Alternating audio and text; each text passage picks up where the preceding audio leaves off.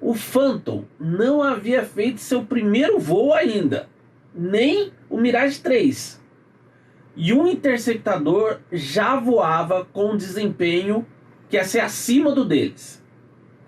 Dotado de sistemas eletrônicos de que nunca se tinha ouvido falar.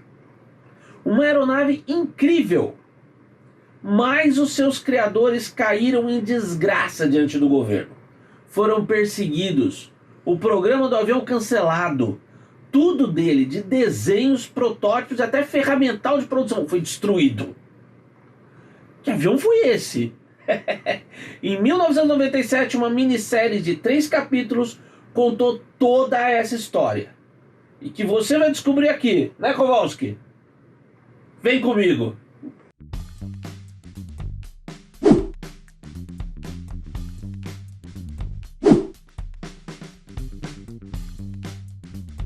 Oi pessoal, bem-vindos ao Sextou, com o apoio da Embraer e da Hangar 33, a nossa marca de vestir aviação.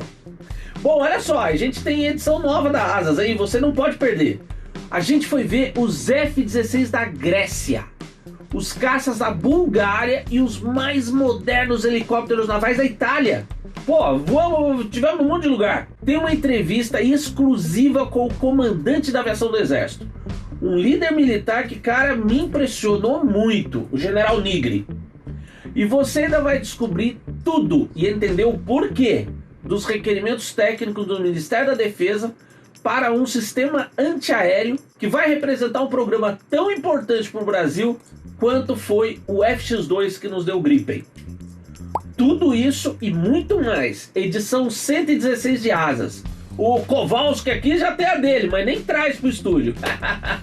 Ouvindo a nossa abertura desse Sextou Revista Asas, você deve ter pensado que a gente vai falar de algum ultra secreto caça soviético e a sua infeliz equipe nos tempos do Stalin, né? Só que não. Não. A nossa história aconteceu numa das mais sólidas democracias do Ocidente, o Canadá. Não, meu amigo, eu não pirei, não estou de porre de tubaína. Não. O avião de que eu tô falando foi o incrível e absurdamente avançado e bonito Avro CF-105 Arrow. Concebido nos anos 50, capaz de velocidades acima de Mach 2, mas que nunca ia entrar em serviço na Força Aérea do Canadá, a Royal Canadian Air Force. Uma história trágica em plena Guerra Fria, envolvendo intrigas, política, conspirações, espionagens, que parece alguma coisa mais saída de um livro de Frederick Forsyth ou Tom Clancy, mas que foi real. A Avro Aircraft Limited surgiu em julho de 1945, com as suas raízes na necessidade dos britânicos de proteger algumas fábricas de aviões dos ataques da Luftwaffe durante a guerra, tá? Para isso, transferindo elas para o Canadá. Mas os canadenses, com o fim da guerra, foram além. Foi a Avro que criou e voou o primeiro jato comercial criado nas Américas, o Avro Canada C-102 Jetliner. Ele não entrou em produção em série, mas mostrou até onde ia a capacitação da turma, que resultou, pouco depois, num dos primeiros caças de longo alcance para qualquer tempo, all-weather, o CF-100, que ia ter uma carreira de 30 anos de muito sucesso na Força Aérea Canadense. Mas a Guerra Fria e a tecnologia voava muito rápido. Os soviéticos tinham colocado em serviço o Tupolev Tu-95, o Bear, capaz de atingir a América do Norte por rotas transpolares. E depois já veio outro bombardeiro, o Tu-16, a jato. Ambos muito difíceis de serem interceptados com sucesso, em tempo útil, pelos CF-100. Então, a Força Aérea Canadense emitiu um requerimento de um caça supersônico, de longo alcance e all-weather, que seria mais avançado que qualquer outro, incluindo os dos Estados Unidos e da União Soviética. No governo canadense, o Partido Liberal, que era estava no governo na época. No gabinete estava C.D. Raoul, que era o ministro da indústria. E o cara era um grande incentivador da indústria local. Como, aliás, né, eu acho que é obrigação do governo ser, né, ainda mais na defesa e tal. Ao mesmo tempo, a Avro estava sob a liderança de um empresário ousado e feroz, Crawford Gordon Jr., que acreditava que não havia desafio que a sua equipe não pudesse superar. E Raoul resolveu pagar para ver isso, literalmente. E o resultado foi o Arrow. Esse filme é muito fiel.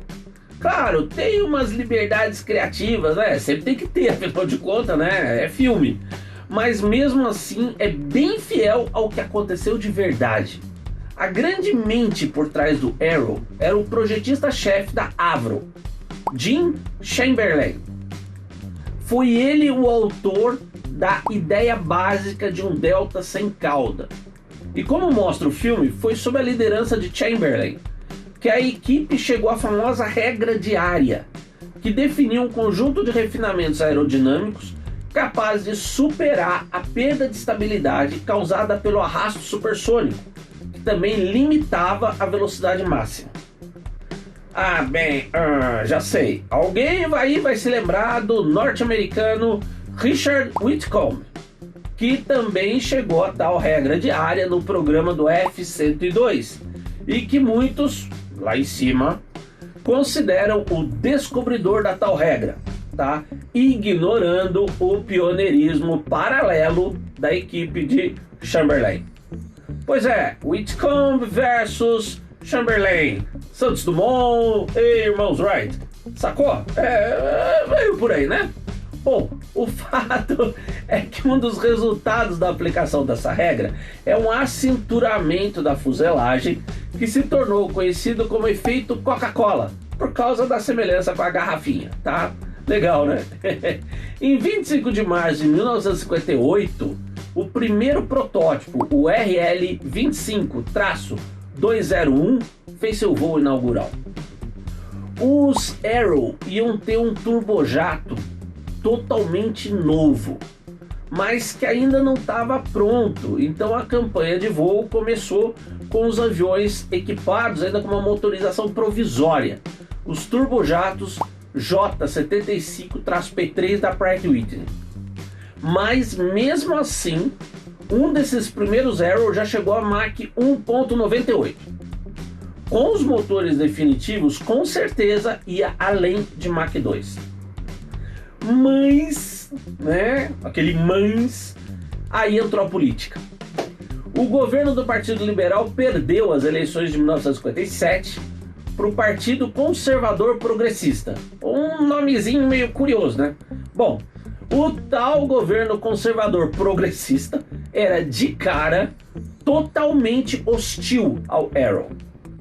Bom, é claro, né? Junto com isso atuavam os norte-americanos. Imagina o Canadá tendo um interceptador melhor e mais avançado que os da própria USAF. Não podia. O que rolou foi muito similar àquilo que sepultou o programa de outro avião muito avançado em seu tempo, o britânico TSR-2. Só para você ter uma ideia, o Arrow incorporava um revolucionário controle de voo que substituía o tradicional sistema mecânico ou hidromecânico, tá? Ele dava ao piloto uma sensação simulada no manche, com os seus comandos transmitidos como sinais elétricos aos servos acionadores da superfície de voo. Quando eu falei isso, você pensou num negócio muito conhecido hoje, né? De controle de voo digital, o fly-by-wire?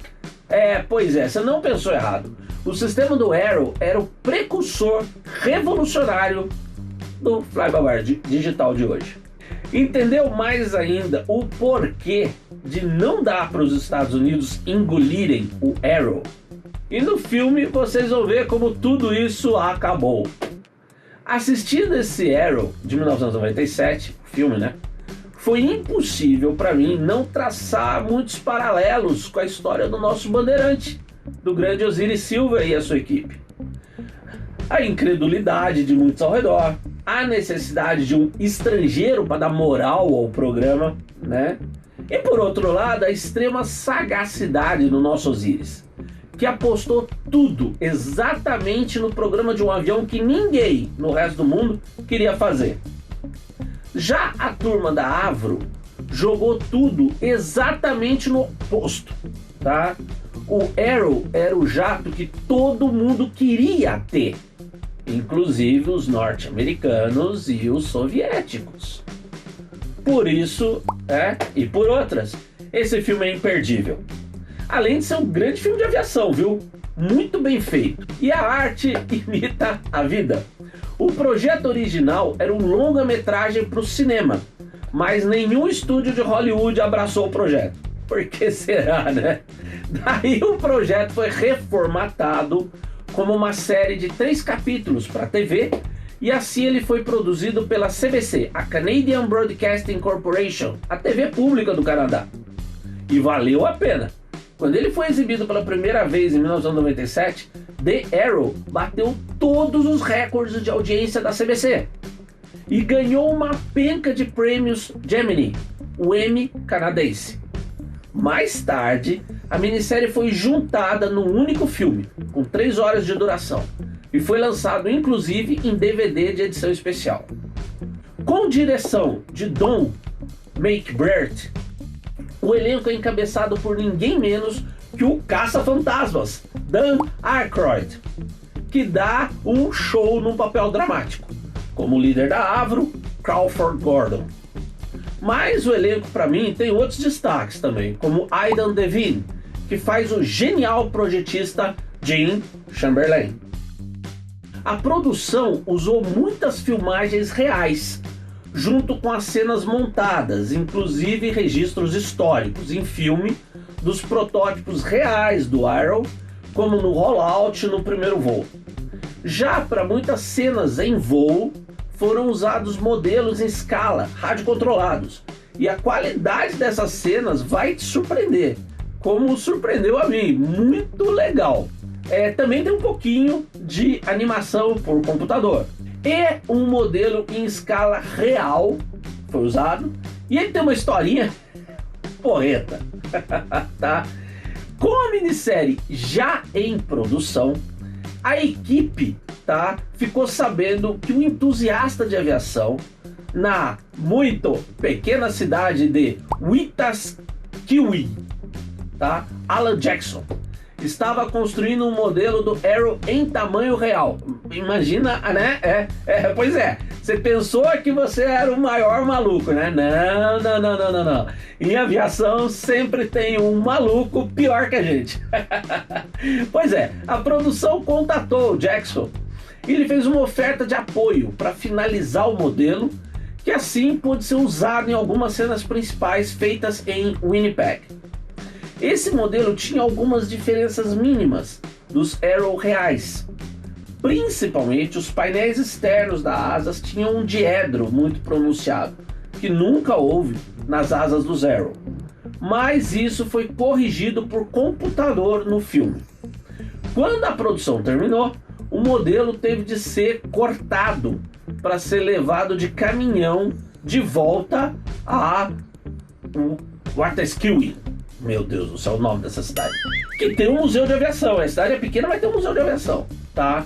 Mas depois da fama, Jackson não teve problemas em contar com voluntários que o ajudaram a remontar o modelo, que foi exibido, chamando muita atenção no Abbotsford Air Show daquele ano de 97. E olha que legal, tem mais uma coisinha, hein? Como nenhum CF-105 chegou aos nossos dias, um grupo do Canadian Air and Space Museum de Toronto, o principal museu de aviação do Canadá, criou o projeto de construir um modelo em tamanho real e absolutamente fiel, que foi iniciado em agosto de 98, inspirado pelo filme, e que hoje pode ser visto prontinho no museu. Para encerrar, você ficou muito chateado pelo que eu contei aí do Chamberlain e a equipe dele? Do problema, do encerramento do programa do Arrow, né? Bom, olha só, não fica tão chateado assim, tá? Bom, Chamberlain se tornou chefe da divisão de engenharia da NASA, nos Estados Unidos, com uma equipe de 33 engenheiros, também todos oriundos da Avro. E todos trabalharam nos programas espaciais Gemini e Apollo. Já os engenheiros Joey Farbridge, John McCulloch e John Morris, todos da Avro, foram para a equipe que criaria o Concorde. Morris, depois disso ainda, ia se tornar diretor da McDonnell Douglas. No fim, o grande perdedor foi o Canadá, graças ao governo conservador progressista do primeiro-ministro John que nome, meu Deus! Diefenbaker, exatamente. Bom, essa história aí, acho que você deve ter curtido, espero que tenha curtido, né? Do Arrow, a história fantástica e trágica de um grande avião. Obrigado por você estar aqui comigo e com o Kowalski, né? No canal da revista Asas no YouTube. Nós sabemos que estar aqui com a Asas é uma escolha sua e temos orgulho de ser a sua escolha. Não deixa aí, de dar aquela sua curtida, hein? Eu não falei no começo, vou falar agora. Se inscrever e fazer seus comentários e sugestões. Passa também na nossa loja, que sempre tem novidades, e na do Hangar 33. Abraço e até a próxima!